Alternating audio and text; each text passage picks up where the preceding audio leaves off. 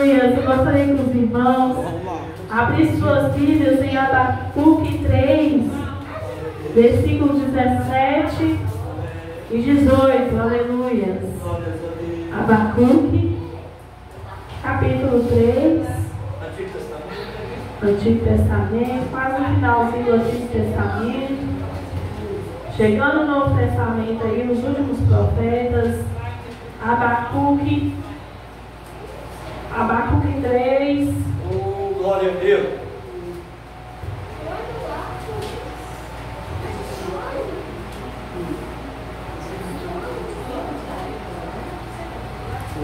Antes de São Tobias, Abacuque 3, versículo 17 e 18.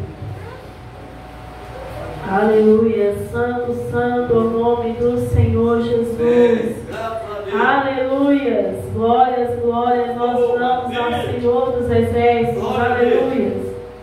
E a palavra do Senhor vai nos falar assim: porquanto ainda que a figueira não floresça, nem haja fruto na vide, o produto da oliveira minta, e os campos não produzam mantimento, as ovelhas da malhada sejam arrebatadas, e nos currais não haja vacas, todavia eu me alegrarei no Senhor, exultarei no Deus da minha salvação.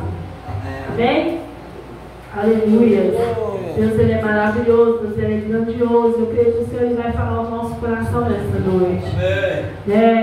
Eu quero dizer para os irmãos que ainda que esteja tudo dando errado, eu me alegrarei em Ti, ó Deus.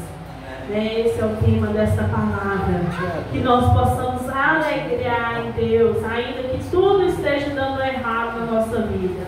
Aqui o profeta Abacuque, ele vai escrever nesses 3 capítulos. No início de Abacuque, ele começa interrogando ao Senhor. Ele começa indagando ao Senhor o porquê que Israel estava passando por aquele momento. O profeta Abacuque não é apenas um mensageiro divino, mas um questionador apaixonado. Quem aqui já teve um diálogo com Deus, coragem de dialogar com Deus, não questionando o porquê, mas sim perguntando para o Senhor? Abacuque ali, ele estava dialogando com Deus. Ele nos apresenta um diálogo sincero com Deus, expressando suas dúvidas. Nós, irmãos, podemos ter dúvidas diante de Deus. Às vezes nós precisamos, às vezes, chegar para o Senhor e tirar as nossas dúvidas. Já que é melhor tirar dúvidas do que com o nosso Pai, com o nosso Senhor. E aqui Abacuque, ele vai nos mostrar um diálogo sincero com Deus, buscando respostas e finalmente encontrando uma fé renovada em meio às incertezas da vida. Quantas vezes nós deparamos com as incertezas da nossa vida e às vezes as incertezas fazem com que às vezes nós esmorecemos, perdemos a nossa fé diante do Senhor. E aqui Abacuque, ele tinha tudo para esmorecer quando ele viu que Israel seria desolada, ia ser cativa, mas ele prosseguiu na fé com Deus. Sua narrativa ressoa com aqueles que enfrentam tempos de turbulência, questionando-se sobre o propósito de vida em meio ao caos. Às vezes, irmãos, quando nós estamos passando por algo, por alguma aflição, nós começamos a questionar o Senhor, a fazer indagações do porquê que nós estamos vivendo por esse momento, por que nós estamos passando por este momento, mas nós devemos permanecer em fé em Deus, acreditando que é só o tempo que vai passar, que tudo vai passar, que o Senhor, ele tem um tempo determinado para todas as coisas. O livro do profeta Abacuque foi escrito em um cenário de apostasia, sofrimento e julgamento da parte de Deus. A Bíblia vai nos dizer que o rei de Judá, Joaquim, conduziu o povo de volta à idolatria e para longe do Senhor. Como resultado, Deus aqui está prestes a julgar a nação. O profeta Abacuque está tendo dificuldade para entender por que Deus iria usar uma nação pagã como a Babilônia para punir o seu povo. Abacuque ali, ele estava indignado.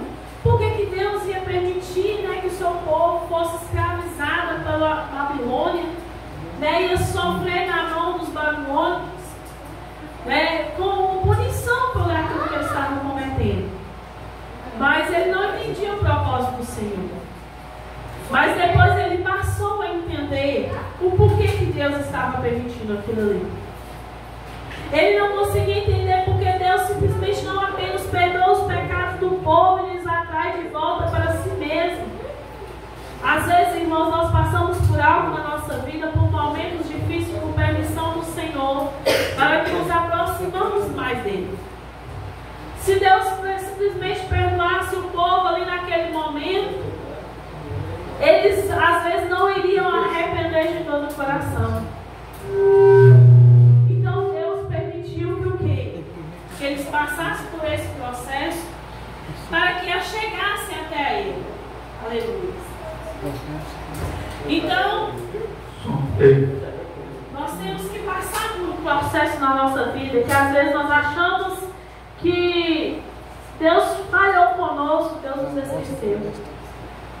A Deus nós falamos assim, mas por que de tanta prova? Por que de tanta luta? Por que de tanta perseguição? Por que de tanta dor?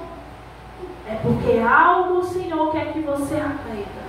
Algo o Senhor quer que você aprenda com essa dor, aprenda com o que você está passando. O profeta Abacuque é muito parecido com Jó. Ele questiona a situação, mas no final ele percebe que Deus não deve ser adorado pelo simples fato de providenciar bênçãos materiais e bênçãos físicas na vida, mas simplesmente porque Ele é. Às vezes, irmãos, nós queremos adorar o Senhor só pelo que Ele faz. Esquecemos de adorar por quem Ele é. O propósito nosso aqui não é só simplesmente querer de Deus bênçãos. Não, o nosso propósito aqui nesta terra é ser adoradores, é adorar a Ele de verdade. Porque quando nós passamos a entender o propósito de adorar, de buscar Ele, de servir a Ele, de servir com amor, com integridade, o Senhor nos abençoa. Então, Abacuque entendeu aquilo ali, que ele não adorava o Senhor simplesmente porque o que o Senhor podia fazer, mas sim porque Ele era, porque Deus é tudo, Deus é aquele que pode tudo. Quando Moisés pergunta a Deus qual é o nome dele, ele simplesmente fala, eu sou quem eu sou. Porque Ele é tudo, o Senhor é tudo, o Senhor, Ele sabe todas as coisas, Ele pode fazer todas as coisas, Ele é o nosso Deus. Quando nós voltamos para o contexto histórico no qual o profeta e poeta Abacuque escreveu este livro, analisamos cada um dos 3 capítulos, percebemos que o seu povo vivia longe de Deus, em estado espiritual, de impiedade, e com o aumento da iniquidade entre essa nação acabava por sofrer de justiça e opressão. Se nós vermos, irmãos, hoje em dia também o mundo não está diferente. É tanta imundícia, é tanta opressão, é tanta coisa terrível que está acontecendo hoje, nos dias de hoje. O povo está desolado, o povo está perdendo a essência. E nós cristãos estamos indo junto, às vezes, com as coisas do mundo.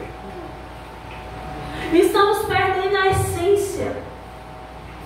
Estamos deixando com que as coisas carnais tomem conta do nosso eu.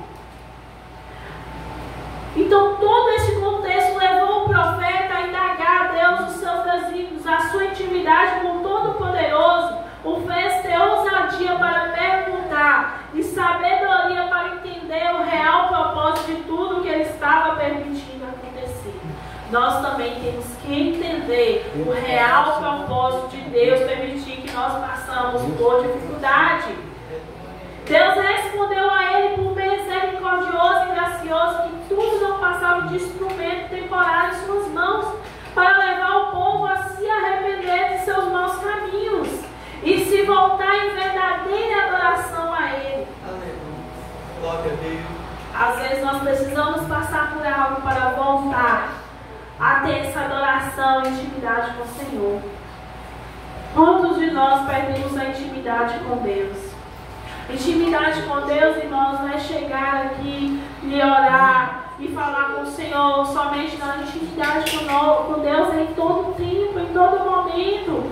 É em casa, você ter diálogo com Ele, você sentar. A Bíblia fala que nós, quando precisamos falar com o Senhor, que nós entramos no nosso quarto e falamos com Ele ali em secreto. Intimidade com Deus é isso aí. É a mesma coisa quando nós temos com o nosso Pai, com a nossa família, que nós temos intimidade, que nós podemos chegar. Às vezes nós nos confiamos nos homens e esquecemos de confiar no Senhor. Nós, às vezes, nos abrimos com o ser humano, sendo que nós temos Deus como nosso Pai, que nós podemos chegar até Ele e abrir com Ele, desabafar com Ele, pedir ajuda para Ele, mas nós não temos a intimidade de chegar até eles. Naquele tempo o povo precisava de um profeta para poder chegar até a Deus, para poder as suas petições chegar até a Deus. Hoje não, irmãos, hoje nós temos um livre acesso a Deus. Hoje nós temos livre acesso a Ele, porque Jesus, quando morreu, o véu do templo se rasgou e nos deu esse acesso. Mas às vezes nós estamos tão limitados, tão assim, cegos, que nós não conseguimos enxergar esse poder que Jesus nos deixou de ter intimidade com o Pai. Às vezes nós queremos algo do Senhor, mas nós não temos intimidade com Ele. Como que eu vou receber alguma coisa do meu Pai terreno se eu não tenho intimidade com Ele? Às vezes nós deixamos de receber por causa disso, porque nós não sabemos entender o propósito de Deus na nossa vida. A resposta do Senhor vem como alívio ao seu coração, fazendo com que escrevesse um belo salmos, contido no capítulo 13 do livro de Abacuque. Sendo testemunho de fé em Deus, mesmo quando as circunstâncias ao redor o levassem à incredulidade de que nada daria certo, contra toda desesperança, Abacuque creu e esperou os propósitos de Deus se cumprir. Amém. Mesmo com o cenário de que tudo estava dando errado, ele simplesmente acreditou. Ele simplesmente confiou no Senhor. Ele simplesmente creu no Senhor. Mesmo que o cenário da sua vida está terrível. Às vezes você está olhando para aquele cenário que você está vivendo e você está pensando assim: não tem jeito, não tem como eu sair dessa situação, não tem como melhorar, não tem como Deus consertar isso aqui, porque está tudo errado, está dando tudo errado, tudo que eu tento fazer dá errado, tudo que eu penso em fazer não acontece. Mesmo que você pense assim, mesmo que o cenário está tudo dizendo ao contrário, o Senhor, quando Ele quer fazer, Ele muda o cenário, Ele muda a história, Ele muda a circunstância, Ele muda tudo, porque o Senhor, Ele sabe de todo o propósito. Abacuque, ele tinha tudo para desistir, mas preferiu confiar em Deus e esperar. Nós parecemos por não confiar no amor de Deus por nós. Às vezes, irmãos, Deus nos promete algo, Deus fala conosco algo, nos promete que vai acontecer, mas por causa da nossa incredulidade nós deixamos de receber aquilo que o Senhor nos prometeu. Porque às vezes nós achamos que é no nosso tempo, do nosso jeito, da nossa maneira, e não é. Deus tem um tempo para tudo. Deus tem um propósito para tudo. Aleluia. Oh, glória a Deus. Não é no nosso tempo, não é no nosso momento, da nossa maneira. Mas quando Deus promete, Ele cumpre. Quando Deus fala que vai mudar, Ele vai mudar. Ele vai resolver a situação. O apóstolo Paulo escreveu em Romanos 1,17 que em total influência de Abacuque 2,4 que diz: o justo viverá por fé. Martinho Lutero, o Evangelho ao ler Romanos e Gálatas, o que teve também influência através do livro de Abacuque. Desta forma, assim como estes grandes homens de Deus, eu lhe convido a conhecer este pequeno livro de Abacuque que nos ensina a ter fé, irmãos. Nós precisamos ter fé. Fé é uma coisa que a gente não vê, mas a gente crê que vai acontecer. É essa fé que Deus quer de nós. Às vezes nós queremos ter nas mãos para acreditar. Não, Deus quer que você acredite que vai acontecer antes mesmo de você ver acontecer.